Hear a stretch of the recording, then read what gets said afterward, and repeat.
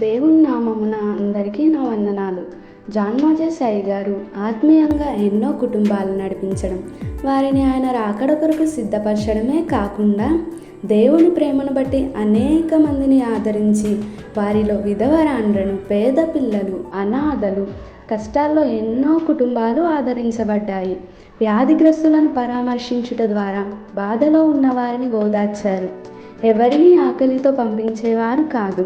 ఎందరినో నూతన వస్త్రాలతో సత్కరించారు. ఎంతో మంది జీవితాలకు మాదిరికరమయ్యారు.